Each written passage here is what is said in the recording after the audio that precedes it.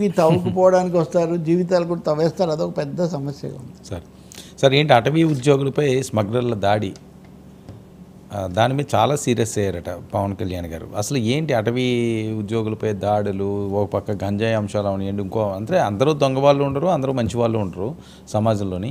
So అక్కడ కూడా కొంతమంది ఉండొచ్చేమో. జరిగిన ఘటనలు ఏమైనప్పటికీ కూడా ఈ రకమైన దారుణాలు, అలాగే వన్యప్రాణుల్ని వేటాడి చంపడం అన్నది చాలా ఎక్కువగా అయిపోయింది.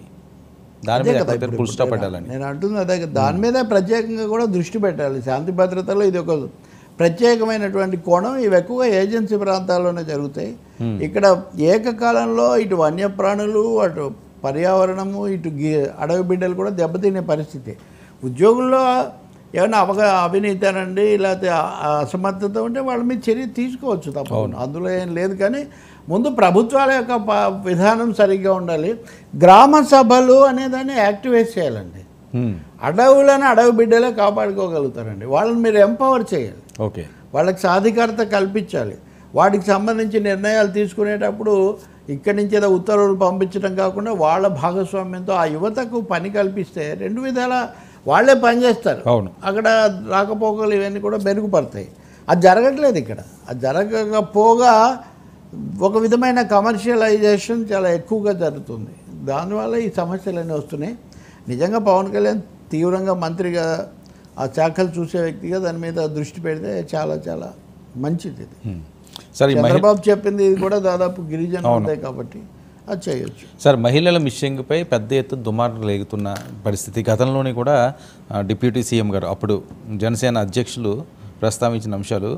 అలాగే వైసీపీ పెద్ద ఎత్తున ఇప్పుడు పవన్ కళ్యాణ్ గారి మీద అటాక్ దిగింది ఈ మహిళల మిస్సింగ్ అన్న దాని మీద. నేను పార్లమెంట్లో దీనికి సంబంధించి ఒక ప్రశ్న వచ్చిందట, ఎంతమంది మిస్ అయ్యారు ఏంటన్నది కూడా వాళ్ళు డేటా ఇచ్చారండి. ఆ డేటాకి సంబంధించింది కూడా ఒకసారి మీకు సింపుల్గా నేను చెప్తాను.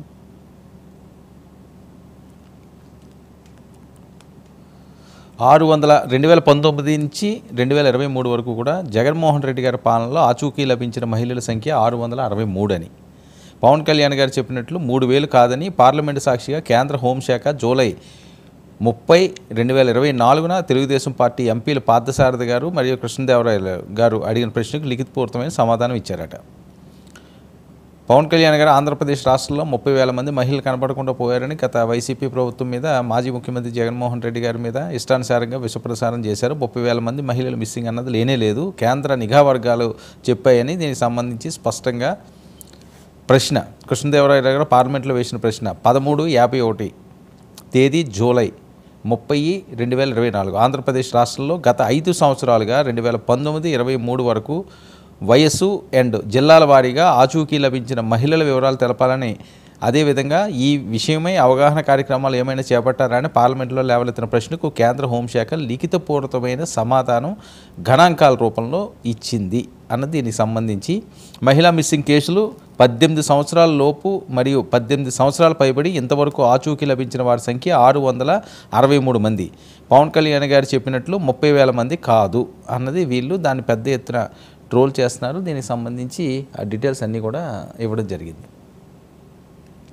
రైట్, పార్లమెంట్లో కేంద్రం చెప్పిన తర్వాత దాన్ని అసాధికారికంగా తీసుకోవాలి కదా. అంటే ఫస్ట్ టైం పవన్ కళ్యాణ్ గారి మీద అటాక్ స్టార్ట్ చేయడం అది నేను అలా అనుకోవట్లేదండి. ఇప్పుడు మహిళలు మిస్సింగ్, సామాజిక భద్రత, ఈ అంశాలన్నీ కూడా వీటిని ఇందాక కూడా నేను అదే చెప్తున్నా. గిరిజనుల సమస్య వచ్చినా, భూమి సమస్య వచ్చినా, మహిళలు వచ్చిన ప్రతిదీ వాళ్ళిద్దరు వాదించుకుంటారు. వాళ్ళ పార్టీ మా హయాంలో ఎక్కువ. But as far as public angle is concern, women security అనేది ఒకటి.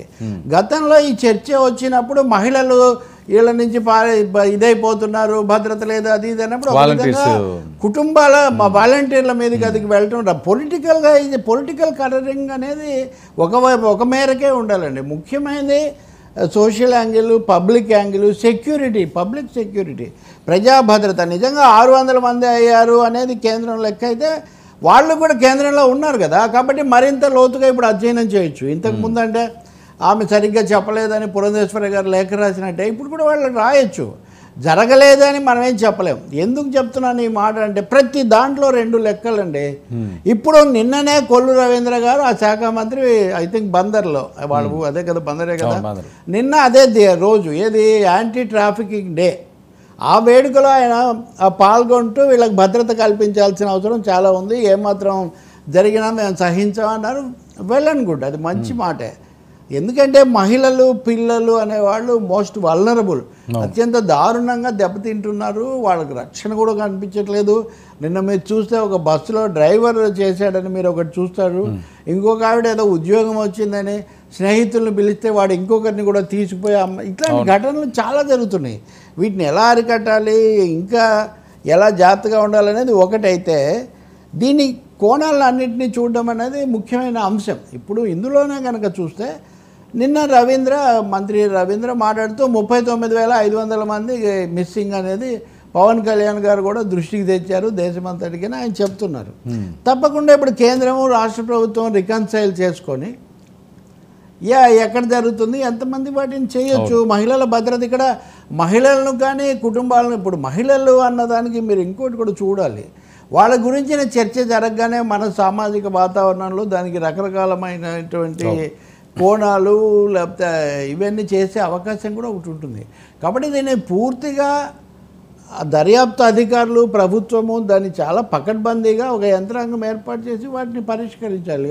దానికి ఎవరు దోషులైతే వాళ్ళని శిక్షించండి. వాళ్ళు ఏ పార్టీ అనేది పెద్ద సమస్య ఉంది, ఎవరు అధికారంలో ఉన్నా తప్పే కదా అది. అందుకని దీంట్లో దీని పవన్ కళ్యాణ్ ఆ మాట అప్పుడు అన్నారు కాబట్టి రాజకీయంగా ఎన్నికలప్పుడు అంటాం అదొక తీరు. దాన్నే ఇప్పుడు ఉదాహరణకు మొన్న జమ్మూ కాశ్మీర్లో ఉన్న ఒక అమ్మాయిని ఆయన చాలా 24 గంటల్లో రప్పించారు ఏదో అన్నారు. తల్లిదండ్రులు కూడా ఉన్నారు, ఏదో కొన్ని తేడాలు ఉన్నాయి, వీటి వల్ల వెళ్ళారని మిస్సింగ్ అనలేరు మీరు. అనేక కారణాలు అనేక అంశాలు కూడా ఉంటాయి. వీటి మీద బహిరంగ రాజకీయ రచ్చ కంటే, మీరు ఎప్పుడు రచ్చ అంటారు కదా, దీని మీద బహిరంగ రాజకీయ వ్యవహారం కంటే కూడా పకడ్బందీ అయిన దర్యాప్తు జరపాలి. దోషులు ఎవరైతే వాళ్ళు నిందితులు లేకపోతే గ్యాంగ్స్ ఉన్నాయి, మాఫియాలు, దాంట్లో సందేహం ఉందండి, గ్యాంగ్స్ ఉన్నాయి, దాంట్లో సందేహం ఏమీ లేదు.